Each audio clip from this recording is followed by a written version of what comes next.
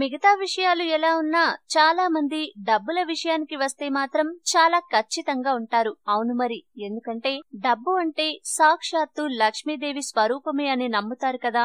అందుకనే చాలా మంది శుక్రవారం పూట డబ్బులను ఇవ్వరు, వస్తే తీసుకుంటారు. కానీ డబ్బులను ఇచ్చేందుకు మాత్రం విముఖతను ప్రదర్శిస్తారు. ఎంతో పురాతన కాలం నుంచి ఈ ఆచారాన్ని మన పెద్దలు పాటిస్తూ వస్తున్నారు. దాన్నే మనం కూడా అనుసరిస్తున్నాం. అయితే ఇది సరే, కానీ అసలు అదే రోజున డబ్బులను ఇవ్వకపోవడానికి కారణమేంటో తెలుసా? దాని గురించి ఇప్పుడు తెలుసుకుందాం.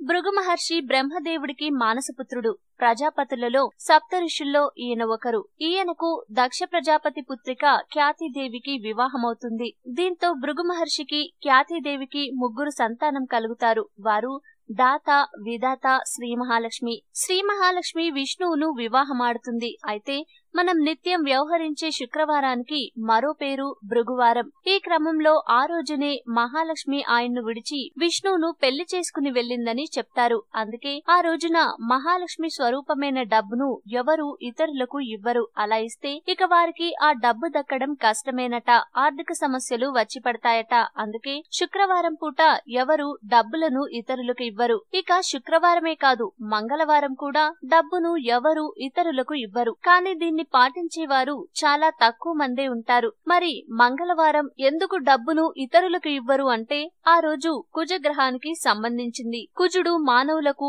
సంపదను, ఆరోగ్యాన్ని, కలహాలు లేని వైవాహిక జీవితాన్ని ఇస్తాడట. అందుకని ఆ రోజున ఎవరైనా సంపదను దూరం చేసుకుంటే అలాంటి వారికి కుజుడు ఇక సంపదను అనుగ్రహించడట. దీంతో కష్టాలు వస్తాయని నమ్ముతారు. అందుకే మంగళవారం రోజున కూడా డబ్బును ఎవరు ఇతరులకు ఇవ్వరు. ఈ వీడియో మీకు నచ్చితే లైక్ చేయండి, అందరికీ షేర్ చేయండి, కానీ సబ్స్క్రైబ్ చేయడం మాత్రం మర్చిపోకండి.